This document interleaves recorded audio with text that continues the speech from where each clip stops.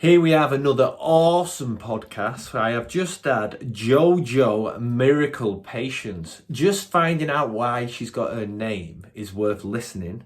If you haven't subscribed, give us a subscribe in the bottom right hand corner of the screen. And remember, I don't expect you to watch these. Just listen to them when you're out walking or when you're washing up or you're doing something. It's just having it on and listen to an amazing conversation with JoJo, especially if you are being adopted or you're an adoptive parent or you've that's been an issue in your life. You've got to listen.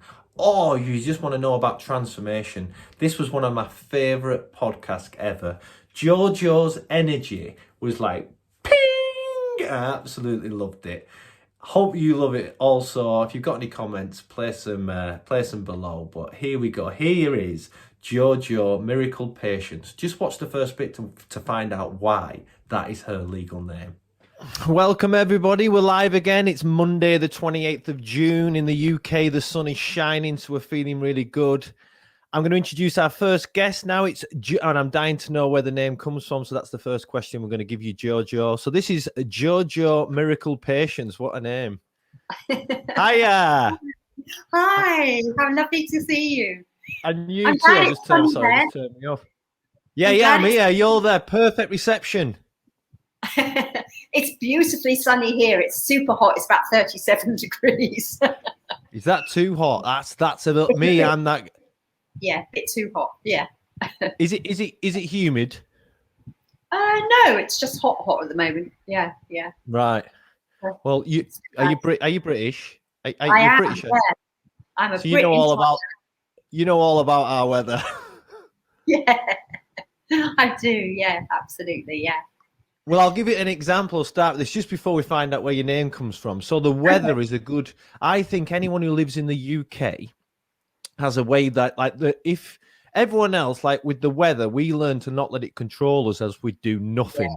If you looked at the weather guide and thought, right, I've got plans on Saturday, and you base your plans off that guide, your life would be empty. It's so true. We would do. I'll tell you, it's an example of, right, and I'm going to use this. I'm going to quote it as this: that life, if you let life be, it'll fall into place. And many people put boundaries up in their mind. Yeah. So an example, we went to Northumbria on Saturday in a camper van. It was the weather's going to be great. Yay, weather's great. Yeah, got up on the Saturday. Weather's not so great. Weather's that. Oh, no. It's that wet. Do you know the wet where you think, yeah, it's going to clear? Yeah, it didn't. Yeah. It didn't. But the day wasn't interfered by it because we just let it flow through and everything just turned out as it was, as it does. And it's amazing when you want it to be. Yeah, and it's not about waiting for the storm to pass, is it? It's about dancing in the rain. So, you know. I love that. Yeah. I absolutely love that. Tell us about your name. Right, my name, JoJo Miracle Patience. Okay, well, that is my proper legal name. Okay. And it's on my bank account, on my passport and everything else.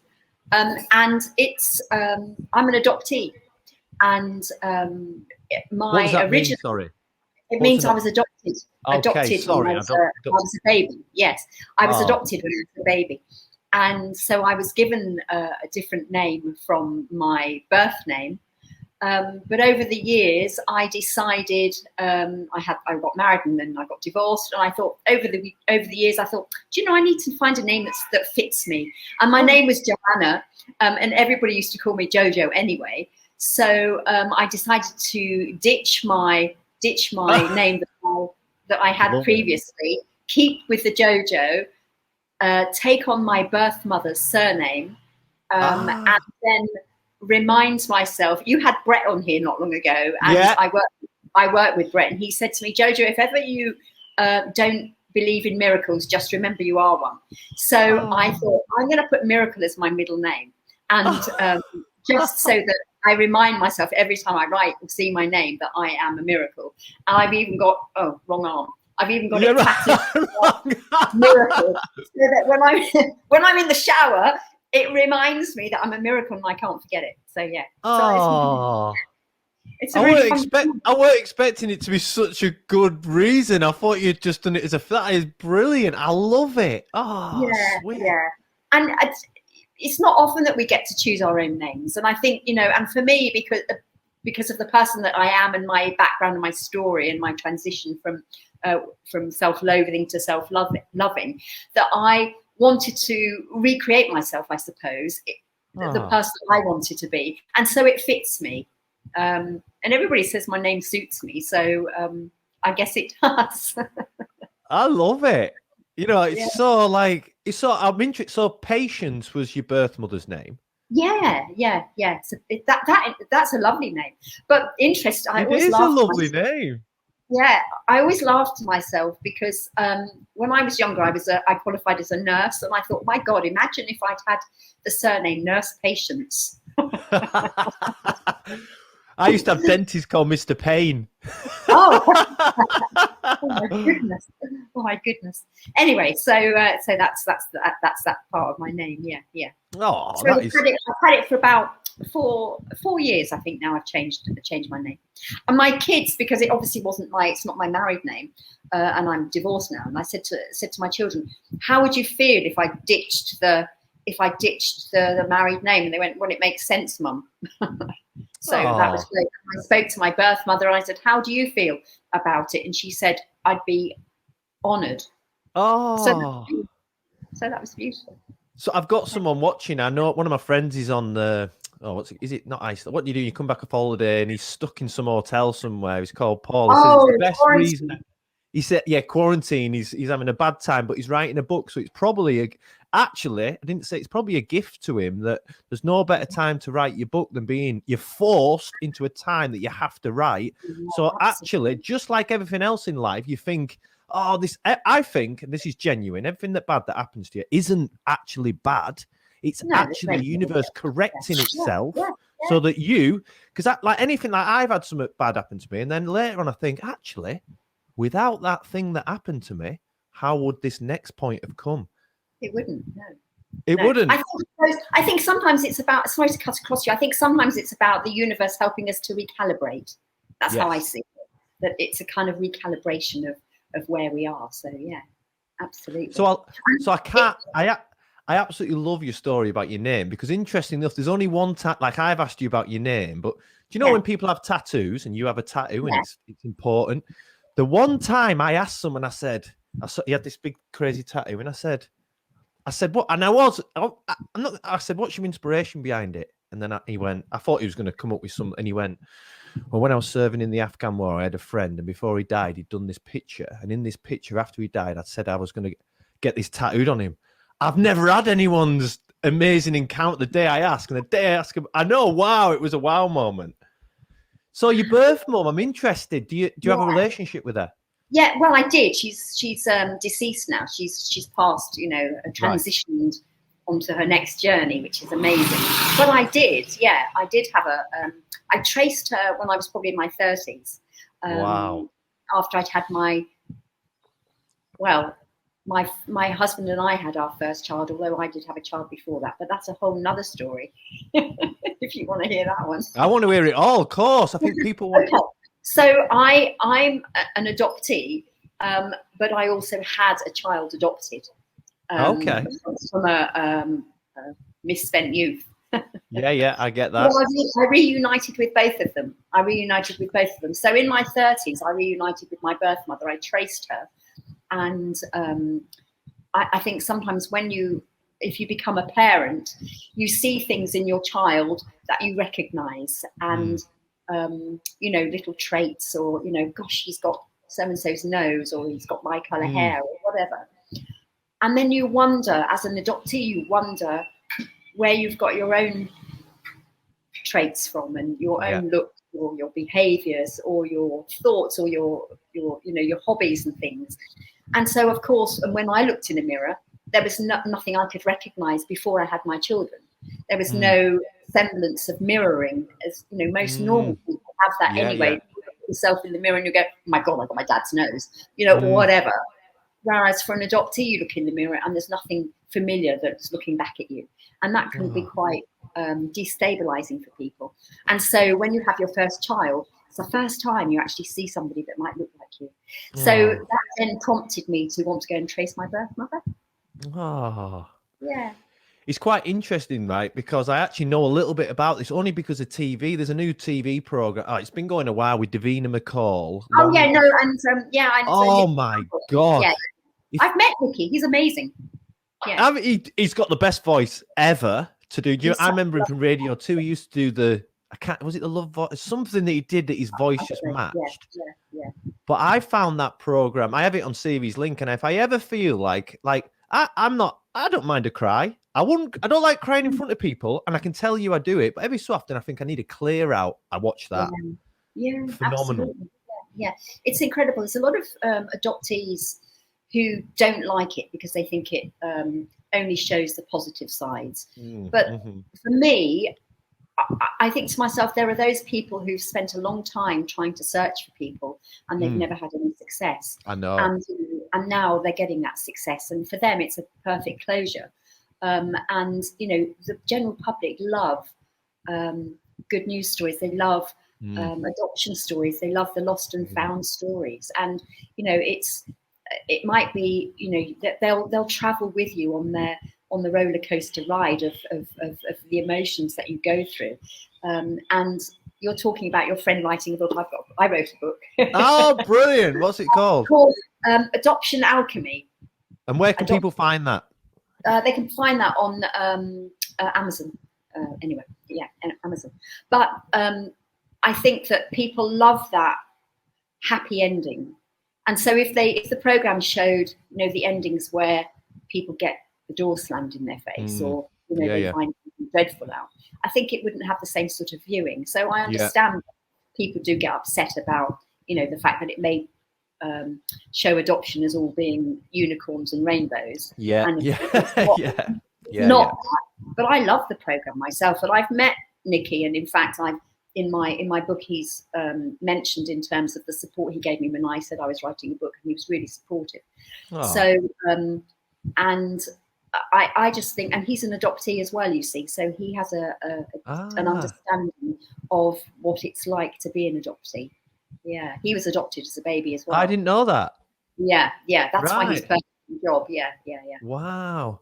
So the flip of that is, I'm not the same. I'm not adoptee or anything, but I have a biological dad that hasn't been a dad. I've never lived around him. I've known who he is. But my interesting thing about that is not the adopted part of it.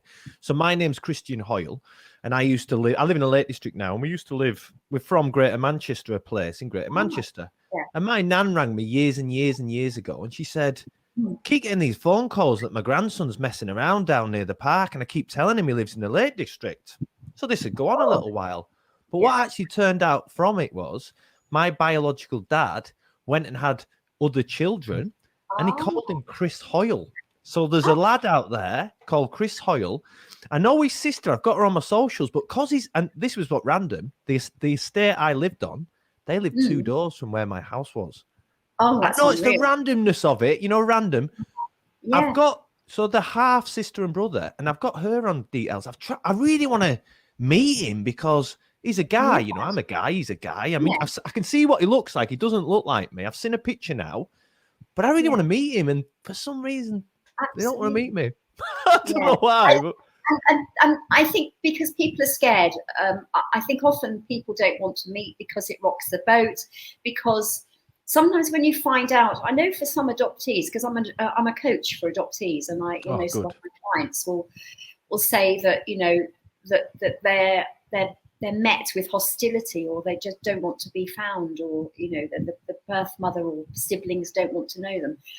And that's because often, they may have been brought up not knowing anything about you. So your brother, your half brother, may not have known anything about you. He doesn't know anything. He won't know anything about me because I left there, and I don't. Yeah. They won't know anything about me as a person. Maybe off socials, but what does that really tell us? Do you know what I mean? But the fact that you exist is, and you have the same name, it can be threatening to people. They feel that it's what it's done is it's destabilized everything they thought about themselves, because he thought he was the only Christian Hoyle.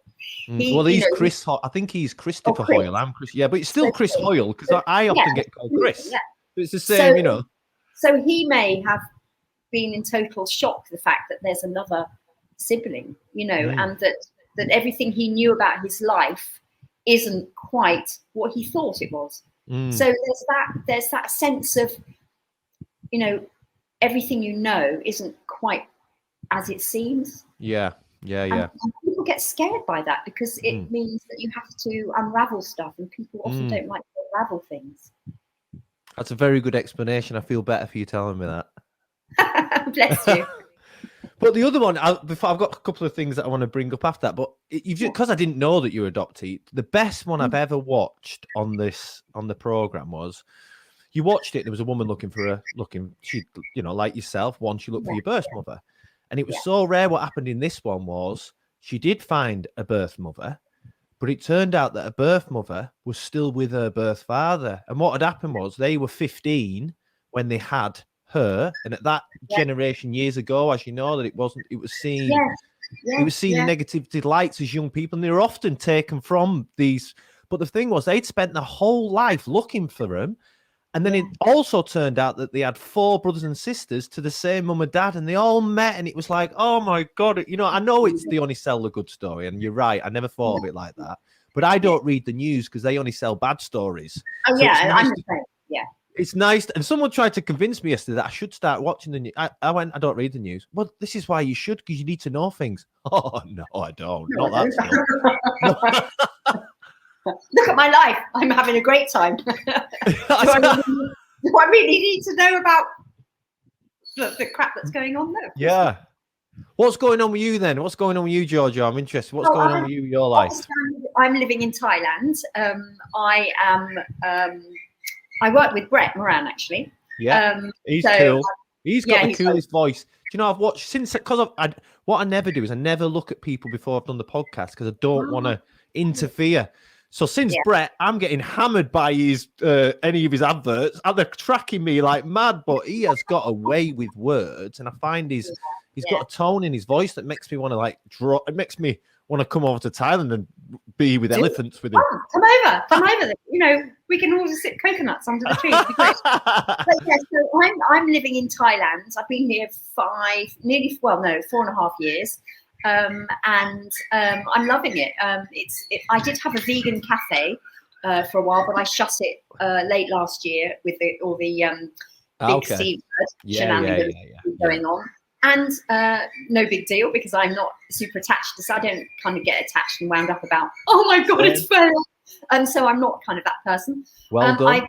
Thailand was where I wrote my book, and that was the result of Brett kicking me up the arse, actually, and saying, you know, if you don't write it this now, in 30 days, you'll never write it. So if your friend wants any support, tell him to reach out, because I've got a kind of a framework that I use to write my book. But well, I might. Do you know what? Let me just say this. Partner. Do you believe in universal gateways? And I believe that I've got this weird thing that I'm meant to, I think that things happen to me to pass them to other people a lot, and I become a connector. I am a connector. I'm a connector. I'm a connector and an uplifter. That's always what I. That's me. Ah! You.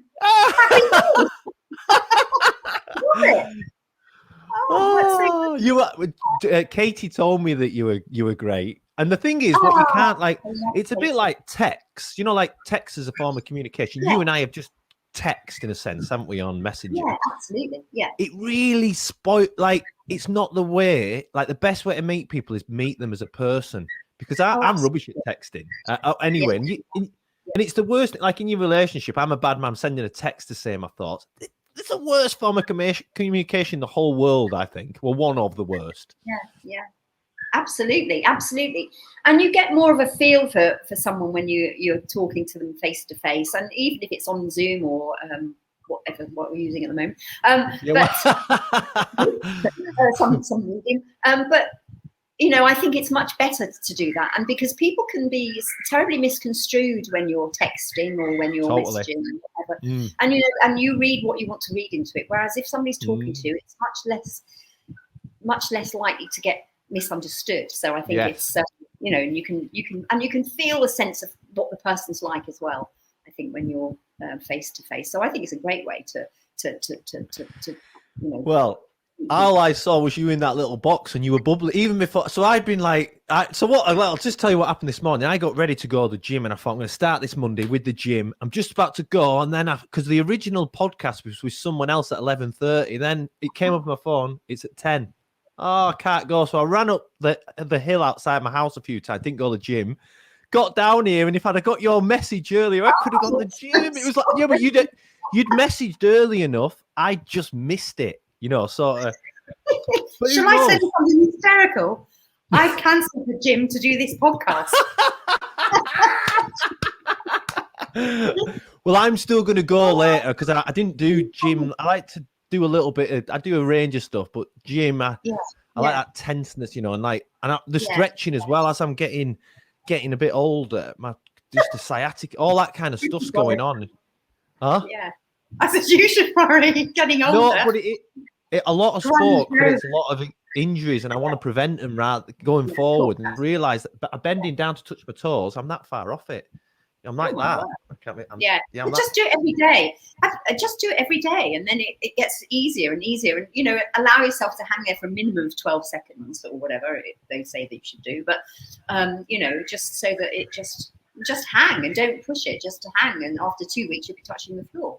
Well, interestingly, I've been doing. It's 30 seconds. It's blood. 30 seconds is hard on. Some stretches, 30 seconds, no bother. Quite like it. Some of them, like that bending down one, I feel like, please stop, please stop, please stop. Yeah, well, don't work up to the 30 seconds in that case. Okay. Don't start at 30 seconds if it's uncomfortable. I mean, why would you do that? It was super uncomfortable. Why would you torture yourself? Well, what happened was I've been getting a lot of, I do quite a lot of sport, and I think when you bring them all together, certain ones, just a sciatica. I go through stages. When it pops up, it's there for about a month, and it's just like every movement. Like even a sneeze pinpoints one point of the sciatica. That it's like going the sneeze, ha-ching, into the sciatica. So I wanna eradicate it. I'm just recovering from a pulled muscle in my back. Actually, I've been looking after this. My background, I used to be a nurse a long time ago. And I was looking after this very, very, very, very sick Russian lady on the island, and she's just flown back to Russia, thank God. But I think hoiking her up the bed had pulled a muscle in my back, so I haven't been at the gym for a couple of weeks, which I'm really noticing now. So I'm just going to start exercises. But a really good exercise for your back is baby pose. It's the yoga baby pose. That's quite good, where you're on your knees and you're lying down, and it's quite nice for your back. It's quite a good. Yeah, I do. I've got 5 or 6 ones that I do for my back, but I'm tall as well, which is another one. I'm tall with my hamstrings are long, and I've had. Can't tell it's how funny that you can't. It's mad this fact, because I had this guy in a group, and I was convinced he was tiny, and then he says, "I'm 6'3", I am," but you cannot tell how big someone is from this bit. It's a strange thing, that actually. Isn't it? Yeah, you're over a foot taller than me. Oh yeah.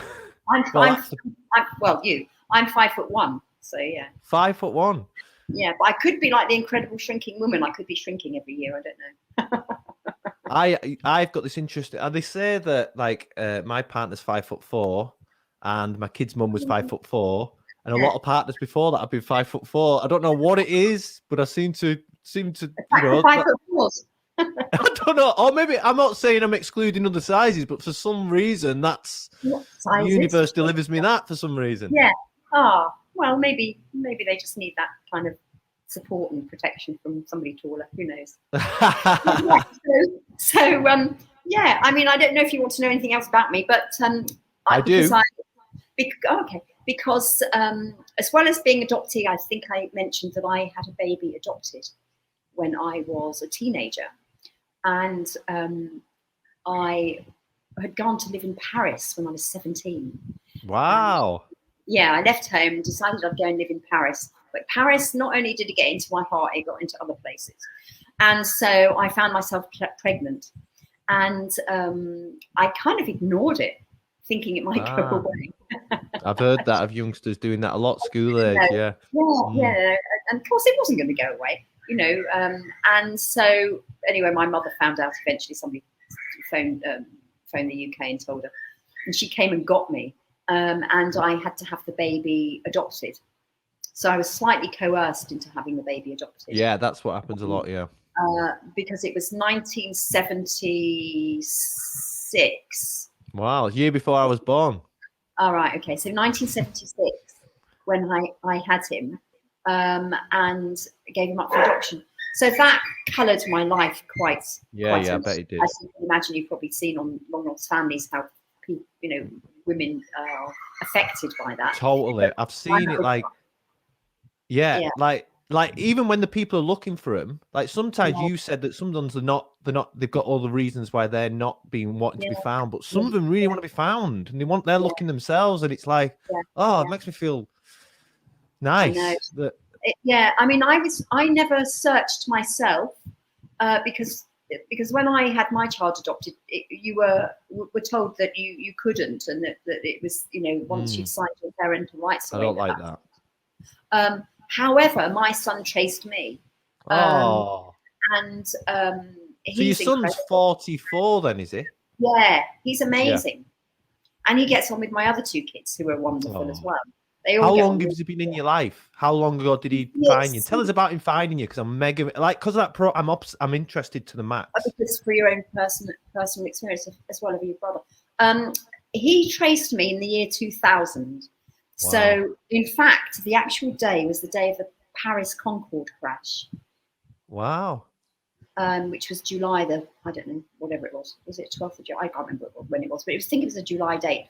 And I was working in Milton Keynes Council at the time, as I was community development and childcare manager or something. And I'd come out of a meeting, and I had this phone call from my uncle, who I never had a phone call from. It was kind of, why would he be phoning me? He never phones me. Both my adopted parents were dead by then. And he said, right. He said, I've had lost your adoptive parents by, right, okay. So he said, I've got this letter from this young woman who thinks you might be the mother of her boyfriend. And of course, he didn't know anything about me being pregnant. So I just said very matter-of-factly, I think I know what that's about. Do you want to pop it in an envelope and just send it to me? That would be really helpful. So put the phone down and was kind of, and drove back to my office in a state of utter flux and shock, going, wow. Oh God, oh God, oh God, oh God. I couldn't say anything. I was just going, God, all the time. And I got into the office, and my colleague said to me, Jojo, are you all right? I went, yeah. They said, you don't know somebody on the Paris Concorde crash, do you? They said, you look terrible. I said, no. I said, oh God, no. I said, no, something else, but I do need a cigarette. And they went, but you don't smoke. I went, but I need one anyway. So they took me down to the smoking room, because you could smoke in offices then. That was in the year 2000. You could still smoke. We had a smoking room. And and they said, well, tell us. So I told them the story of what had happened, and they went, oh my goodness. But I kept going, oh God. I couldn't say anything else really. But so then it was kind of, I phoned then my best friend, who was a guy that I'd known. He died actually last year, sadly, but who'd been a confidant in many things. And it was a gay guy I knew actually, and he'd been an ex-drug user and was a counsellor and just a really good friend, and we'd done a lot of work together. And I called him and he said, have you spoken to your hubby? I went, no, I haven't yet. He said, you phoned me. I said, I'll phone him now. So I phoned my hubby, and then I went home, and I had 2 children then, and I didn't say anything to the children. But anyway, I made a phone call, and my son and I connected over the internet, because the internet was in its new days then, so we still on dial-up, so we could email each other. So we got to know each other in email, and then by the October we decided to meet in London. And I don't know if you've ever seen the film Secrets and Lies. Sorry, can I just go back? So you started emailing when? You were emailing for a few months? Yeah, from July to October. So you didn't speak on the phone, you were just emailing? Oh, no, we did. I phoned, there was a number on the letter when it arrived in a couple of days. Wow. So I phoned it, and it was the girlfriend who answered. And she passed him to me, and we just had this conversation like we'd hi, how are you? And kind of, it's lovely to hear from you. Let's email.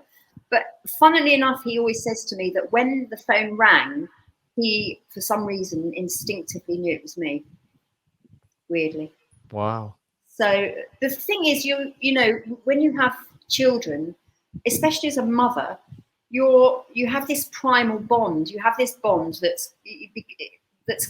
you've connected to this child for 9 months in utero, and so not only obviously you share DNA with both your parents, but you have this maternal connection, which is chemical.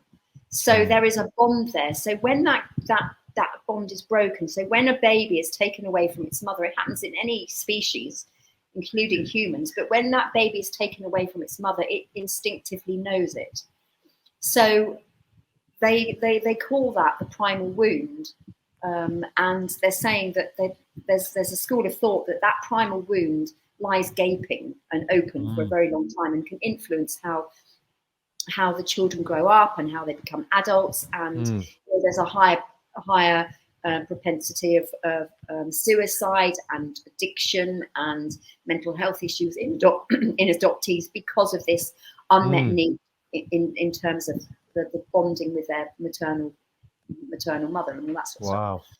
So I guess that on an energetic level, because I'm all about, I understand, that we're all energy, and that's, I reckon that in some way he felt at an energetic level that it was me on the phone. So that's how he knew. But anyway, we got together and met up, and it was very funny. I mean, we had a funny story when we met up, because he said, okay, let's go meet in London. He was living in Suffolk and I was living in Hertfordshire. So we said, okay, it's easy for both of us to get to London. Let's go to London and we'll meet at Oxford Street Station. So we said, yeah, that's a tube. So we said, yeah, that's great. So this is the first meet? Yeah, of course, neither of us said which entrance. And there's like 5 different entrances out of Oxford Street, isn't there? Wow. So I was standing at one and he's standing at another. So we have the phone, and so he's talking his way across the road to me, or saying I'm standing here, and so I'll come and find you. So talking, and then I can see this guy. He said I'm wearing Tommy Hilfiger. He said, so you recognise me? I said, okay. He said, so there was this guy crossing the crossing, and I could see him on the phone, and he was wearing Tommy Hilfiger. I thought, that's Tommy Hilfiger. And then I realised it was him. So that was really amazing. So we went into a cafe. Well, what was the first thing though? Did you like? It kind of, a hug. It was a hug. Yeah. There were no tears. Weirdly, no tears. There was just because we'd got to know each other on the internet, I suppose. Wow. We hugged. I know, but that energy of it's unreal. I mean, you can't. I don't think you can put it into words. I feel emotional about it. Now, I know. I know. I think it's because I've watched all these programs and seen it. Now I'm hearing it. It's like, oh my god! I don't think you can put into words the moment that you either see each other in real life, not just a photograph on the internet, or touch each other, at skin to hand to hand. I don't think you can put it into words, because it's such a primal. It is such a primal feeling that it's not something. It's pre-verbal, isn't it? It's the feeling that you have that's pre-verbal. So it's not even. I just can't describe it. I just can't. So I won't. I can understand it because I am a parent and I've got I can understand it. I get it. Yeah. So we went into this cafe and we both sat down, and at the time I'd started smoking. So we both brought out a packet of Marlboro Lights, which was quite funny. And then we talked about all the things else we had in common or we didn't have in common. We both hate rice pudding, we both hate bread and butter pudding, it's all this kind of stuff that we did. And then I took him for lunch to Planet Hollywood because it was still around then, and he hadn't been there. So I took him to lunch at Planet Hollywood, and we were sitting there just kind of gazing into each other's eyes, and kind of like eye gazing, but kind of looking for the familiarity in each other, and and kind of I was just looking at him like he was the newborn baby, because I wanted to see every part of him, and I think he wanted to see the same. And this waiter came up and he said, He said, "Are you on a date?"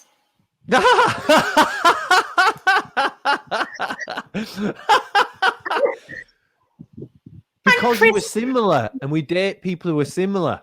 Yeah, and also because I looked young for my age, and because we were so close, and Chris, his name's Chris actually, he sat back and he went, "This is my mother." Oh. And at that moment, my heart melted. Wow. My heart melted. So yeah, it was just amazing, and the day went really quickly, and then I had to go back home and decided to tell my other two children. Wow. They didn't know. So yeah, it was all very interesting. I mean, wow, I'm just lived it. I've just lived it with you. It's like what a lovely, and you still in each other's lives. Oh yeah. He's where they're all. I mean, and I met his mother as well, his adoptive mother. She's amazing. Well, I've got two things to bring from it. One, in the program we watched, they always want to know what was your adoptive parents like, and then all the ones I saw, they always had great ones. But that's like you're saying, it's for the, and he had as well. Chris had great adoptive parents.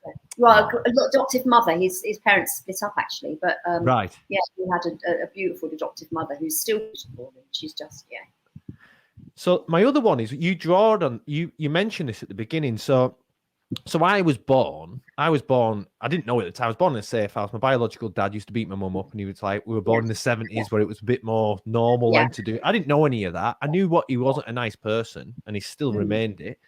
But then I became not a nice person in my teens. And then I must have been that bad. My mum, who was against this guy, sent me to live with him. But I think this was what she did, was sent me to live with him. Because what happened with me is I saw what he was like, and I thought, I am not becoming him. And it changed me. It did. But what I'm getting to is, I swear this used to happen, and it was weird.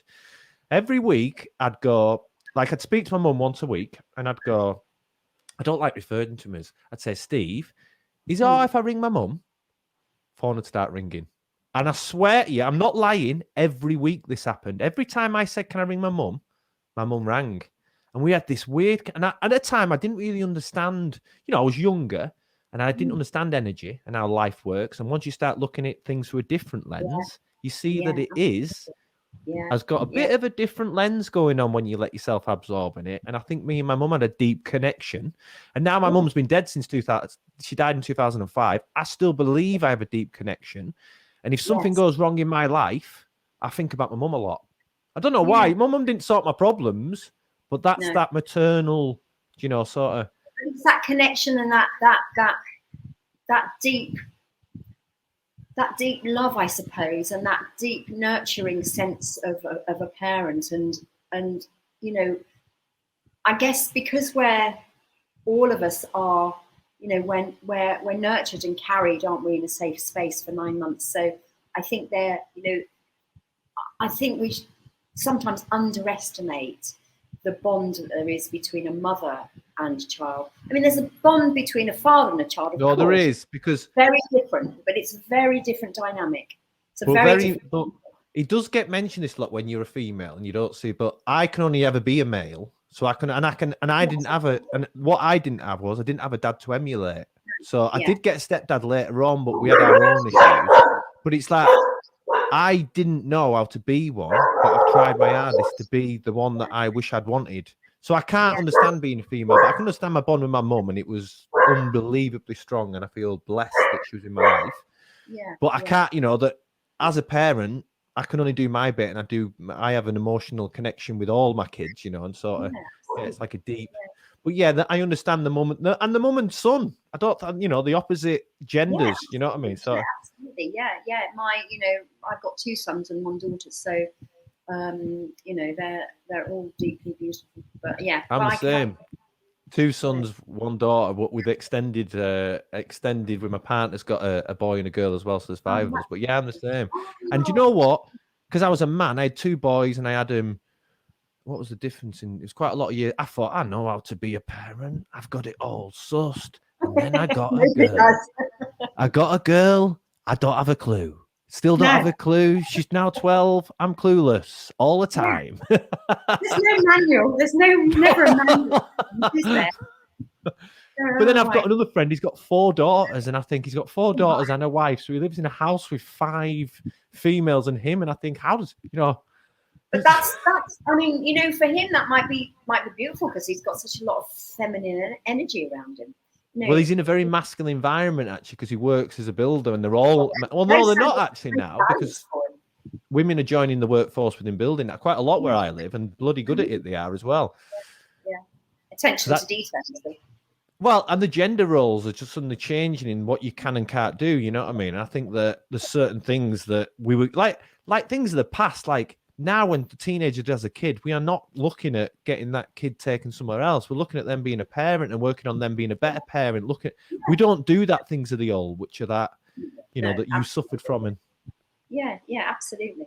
But you know, I don't see it. You know, I see it all as an incredible learning journey, really, for me. You know, because whilst I have had my fair share of feeling terrible about myself, basically, you know, because I've been on this healing journey, and because I believe in energy and I believe in something bigger than myself. I think that this whole I don't think the universe gives you anything that you're not capable of. And I truly believe that when I was an 18-year-old who had to give a child away, I managed that because my older self now revisited her, and I've done that revisiting. I've done it. I've done the timeline travel. I've been down there and done it. So when I was at that age, I'd already done what I've done now. So, I'd gone. So kind of time isn't linear, is it? So I think that the whole I'm gifted in experience, and I know a lot of people say, "Oh, it must have been terrible," and blah blah blah. Yeah, at the time. yes, but it's about not being stuck in that. And so that's what I do with the work I do with people who are adopted, is try and encourage them not to be stuck in their story, because many adoptees are living in a groundhog day. Same, just regurgitating the same story over and over again. And what happens is they meet in groups, and I'm on some of these groups on the internet, and they're a bit scary. Because what they do is they've had no sense of belonging ever in their lives, and they've lost. They suddenly join a group where everybody's validating the terrible worthlessness they feel, because they're all feeling it. And they've joined this group, and they actually don't want to move to feel better, because for the first time in their lives, they're feeling a sense of belonging. Yeah. So they're belonging in a group that's just keeping them stuck. And I feel so passionately sad about that, because I know that actually if you allow yourself to change, if you rewire your neural pathways, if you look at ways to make yourself feel better, you can. If you look at life differently, if you just change the words that you use about yourself, you can live a much more full and happy and energetic life. So not everyone gets that. So I'm a mindset coach. I help people to establish things within their life about the way perspectives we look at things. And I think I think some of us are gifted with it by misfortune. Do you know, I think misfortune, when you have it, leads you to look for other things. And you can either stay in misfortune. The story that you tell yourself is misfortune forever. Like one of the things I looked at when I was doing like motivational stuff, I thought that I was there to help people who were depressed. So I joined a lot of depressed sites. And I saw the depression's a real serious thing, but some people stay in that fixed set of the story they've told themselves, and they can't leave the story that they're in. And maybe adoption. I used to have the story of not having a dad when you're a bloke is quite a hard journey. I suppose it's like a girl not having, either side of the story. But I used to tell myself that story a lot, and now I've learned to look for people. I knocked around with a load of fatherless people. All my crew, none of us had a dad. And we sort of warmed together. That story came together. And all of us now are actually really good parents. And we've changed that. We've broken the link. Because I was part of a link of my biological dad had good parents. But he was part of the link. Possibly he brought that link and then just took advantage of a one lifetime holiday of not being bothered about being one. you know. And I suppose it's that story, and you've identified it's the story we tell ourselves that who we become. And at any point, that can change today. You can start telling yourself a different story today. I want to come to Thailand. Yeah, do it. Do it. Come on, bring your whole tribe over. Go on, one of the things that I think is important is habits, healthy habits. I have a program and it has 5 pillars. And my first one is healthy habits. Give us some of your healthy habits. Okay, well, mine is I wake up and do gratitudes in the morning. So I will wake up and go, hey, I'm alive. That's a great one, you know, because, you know, we need to get to my age. Every day's a positive day. Breathing. So I do gratitudes in the morning. I usually meditate for maybe only 10 or 20 minutes meditation. And it's usually not a guided meditation. It's usually my own meditation. Is that in bed or out? Have you got out of bed now? Well, sometimes in bed I'll sit up and cross-leg in the bed, or sometimes I'll get out and do it on the yoga mat. I then some mornings I'll go for a run. Depends on the morning. Sometimes I'll take the dogs to the beach, and then sometimes there I'll do the meditation on the beach instead. Oh, so, nice. So I do. It's a morning of gratitude, and then I always will watch some sort of motivational YouTube. So it might be I might listen to Esther Hicks, or I might listen to Wayne Dyer, or Wayne Dyer, or I know them all. You know, all of them. You know, or you know, I'll make sure I listen to at least 1 or 2 things. And then I'll go over to my, I've got a whiteboard by the side of me. I'll go over to Can we see it? Yes. Can we see it? Yay! Get in. Let's see it.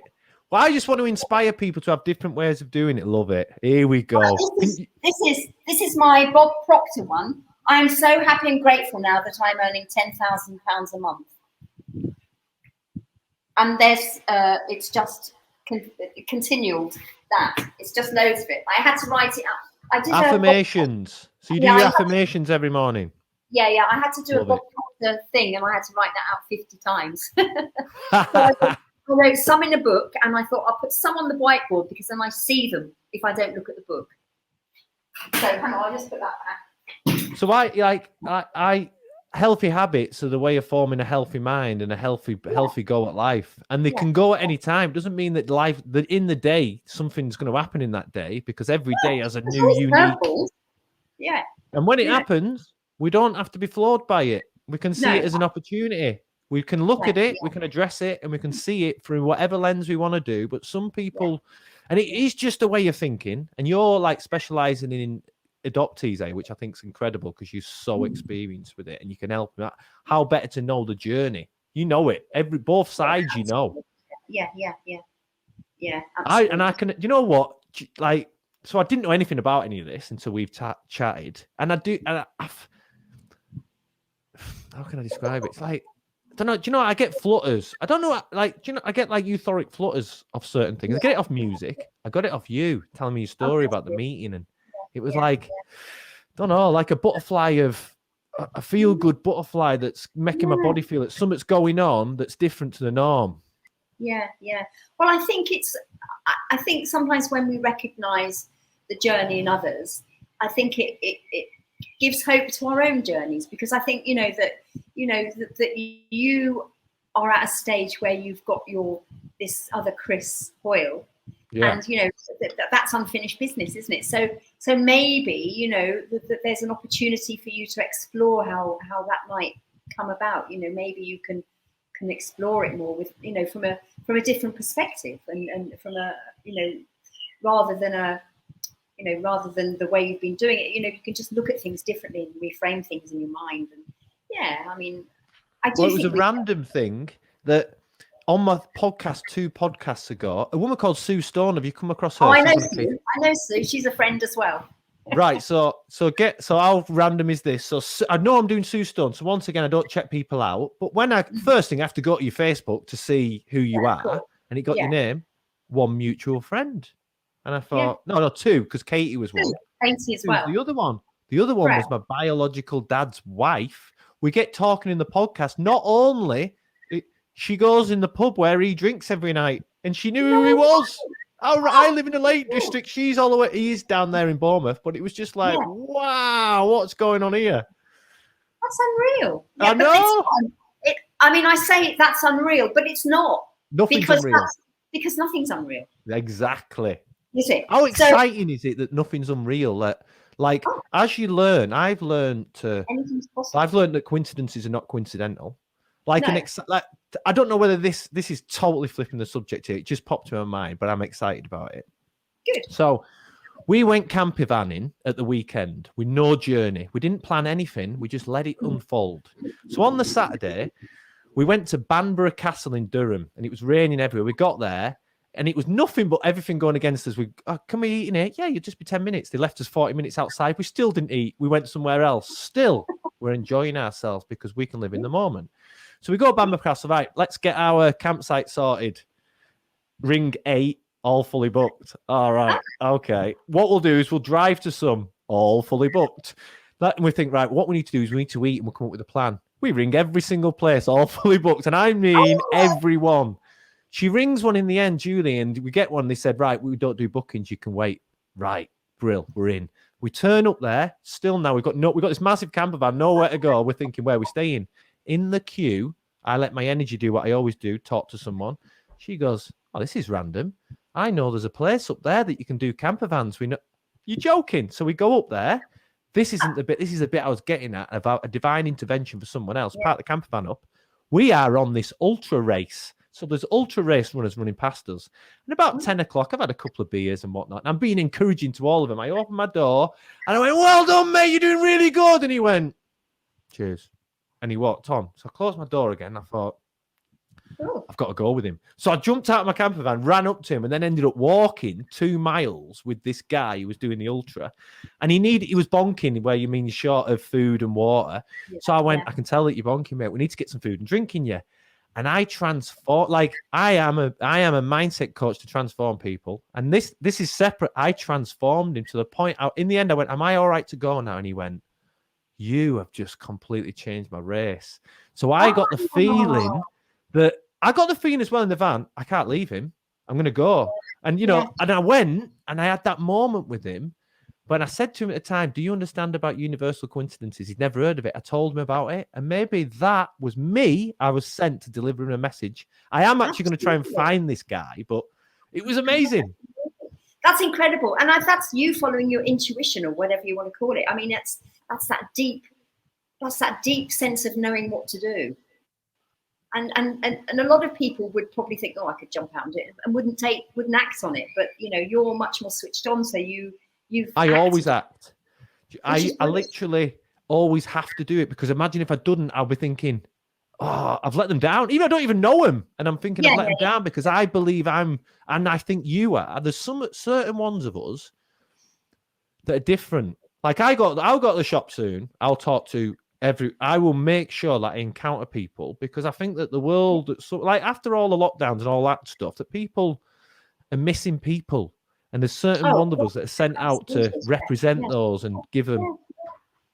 Absolutely. And I think this, for many people, this lockdown has been horrific in terms of, them losing connection with other people. And I think it's really difficult for some people to actually get back to connecting with people because they've forgotten how. They've forgotten the art of connection.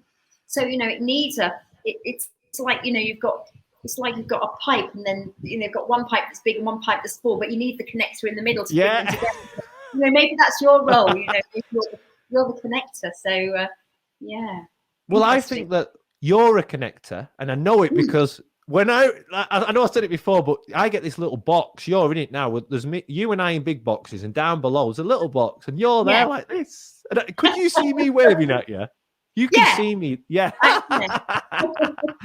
I picked up your energy then, and I'll be up. Like, this is what I meant about text. I didn't pick any of your energy up in any of our texts. And I don't with anyone.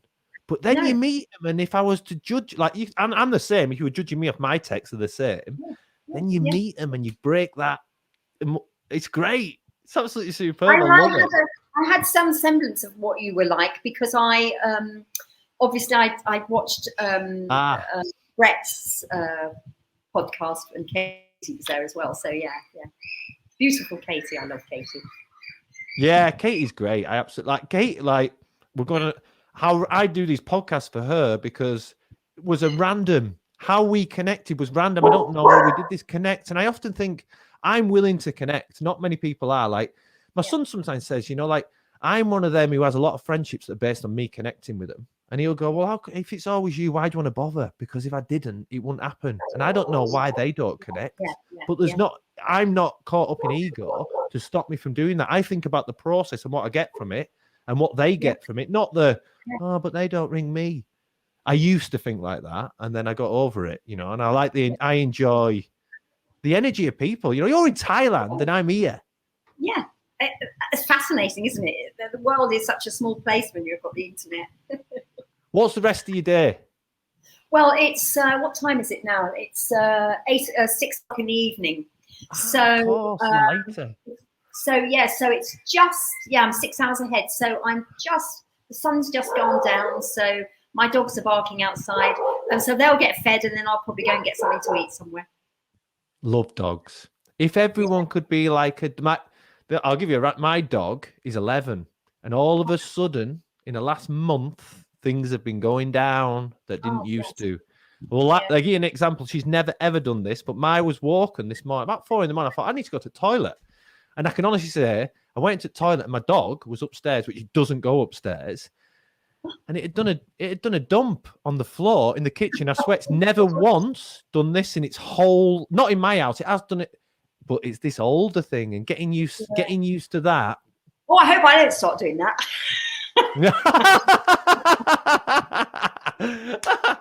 Someone's just put a message on someone who supported my journey, went in my YouTubing. He says it's a joke. He says, having had a step back because of lockdown and had a good look from the outside at humanity around me, I have come to the conclusion that the gene pool can do with some chlorination. Why don't you give me a word that a dyslexic? Chlorination. What is chlorination? Bleaching. All right. I see. Chlorination. That's chlorine. Chlorine is bleach. Yeah. Right. Okay. I don't think. And this guy, funny as the guy who wrote that, he supported. I do videos, motivational videos, and he supported me in every single one in my journey. I'm not good now, but I was really terrible at first. And he had something positive, so I got him on, and he's in South Africa. And what a guy! His name is great. He's called Bassi, but he calls himself Grey with glasses. But you meet these energies if you allow them to happen. And some people live in a closed world where they don't get to feel it. And it's a blessing. I'm blessed that we've got to talk. Yeah, I'm super happy. I mean, you're such a wonderful person, and you're really natural, and have allowed me to just speak how I want to speak, and it's been wonderful. I mean, I love your energy. I love your energy. I saw your energy down there. We've connected, and I got a little whoop from it. I'll be honest. I'm at work today, so this is a bit of my work, and I have other stuff. And at the minute, I've got some terrible work of clearing up some stuff that's horrific and horrible, and I've put it off to this afternoon. Yeah. Not because I'm not putting it off. I knew that I needed this energy. I'd have had bad energy if I started that job before, but I've got to do it. Yeah. So if you've got a bad job, you've just got to do it. I've got to get through it. You've made getting through it a little bit better. Oh, bless you. I'm so glad. So I'm going to, I love chatting. If anyone ever, I'm going to tell my friend, if you don't mind, about asking you about the book, because I believe that when you said that, there may be, my friend has got an interesting life and he's going to put it in a book, and I can't wait to read it. But, thanks for doing today. I didn't know your story, but I think it's absolutely brilliant. From now on, I'm going to do the intros of the podcast at the end. So now I'm going to do an intro to add to ours, because our amazing journey was an amazing conversation about what happened with you. And I thought it was really nice that you gave it us from your heart, and you made it, thanks. I just thought it was beautiful, and I really appreciate it. You're very welcome. Why don't I gift you a copy of the book so you can read it? So if you put your address in a message to me, I can have it. Well, that is very kind. I will 100% read it as well, because you've given it me as a gift. Oh, that is so kind. So get your book up again as the last thing before we go. This is the it's called Adoption Alchemy. Ooh. What are you covering with your fingers?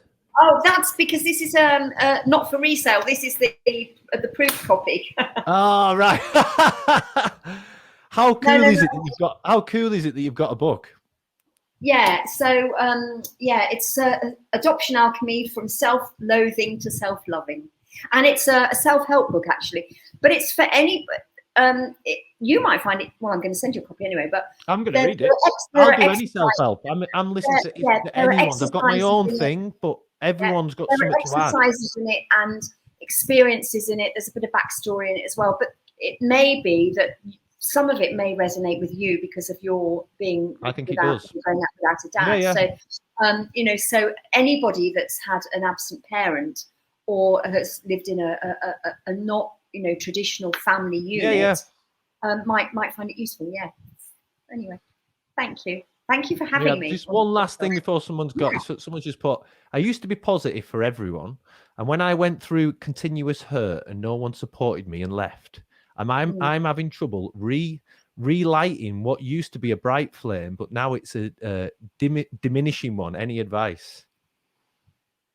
Do you know, I can hear what you're saying, and I've been in that situation. And one of the best things that I've ever done for myself, and it was really hard to start with, but I've looked at myself in the mirror and told myself I love me. Yes. Actually, it's super hard, and you feel a bit of a nerd to do it, a bit of a twit, but if there's nobody around, and if you're feeling, especially because you've got that light still in there, that light is still there, that light is just smouldering under there. All it needs is someone to ignite it and for you to believe it and to know that it's still there ready to come out. So just go to the mirror in the bathroom and just, however hard it is, just tell yourself you love. Let's go, whatever your name is. What was the person's name? Sorry, I don't know. It says, what would Picardo do? Make it so. That's their YouTube name. Oh, okay. All right. Well, whoever that person is, whatever your first name is, XXX. It's Tracy. It's Tracy. Thanks, Tracy. Appreciate it. Thank you, Tracy. Do you know, Tracy, I would urge you to look in the mirror and go, Tracy, I love you. And it might make you cry. It might make you feel an idiot. But the more you say it to yourself, the more you'll believe it, the more you believe it, the more it will shine out of you. Tracy, I'll add it too. So here's one of my journeys, and it's about, I've looked in the mirror a while ago, you know what I mean? And I've started to look at myself, and I've got to break some, with success, you've got to have fears. And I'm now wanting to push my mindset coaching. So now I've always hidden under a different name, not my personal name. But today I started posting under my, I always think the people I've known in the past, do they want to see my stuff? And it was funny, me being coached by my coach said, you need to break that one. So I've started doing it. So Tracy, follow me on Facebook. My name's Christian Hoyle, because I'm going to be delivering my program. And it'll give you something to do. But ultimately, with anything, if you put time into yourself, you'll get the results. And it only comes from constant time in yourselves. You've got to, when you get knocked down, you've got to get back up. And it does feel like everyone around you full of hurt and pain, but they're not. I have this thing when everyone tells me, oh, they're going about politicians all being bad, the government being bad, this being bad, the police being bad, the whatever being bad. And I think I break everything down. Police, nurses, teachers, therapists, builders. If I have 100 of them, so many of them will be bad, definite. But always the majority are good. And if you've come across the ones that you feel pain and don't think you, then they're best gone. And now you start attracting a different kind of person. If you start putting it out there and your story's rewritten, you'll find you attract them. People like JoJo and I, we're there and we're admitting the things. But Tracy, follow me and you'll see my little journey with it. But thanks for commenting, Tracy. But hey, JoJo, thanks a lot. I've loved you in this. I'm going to use the word love. I've loved you in this. I thought you've come across with great energy and you've made me feel.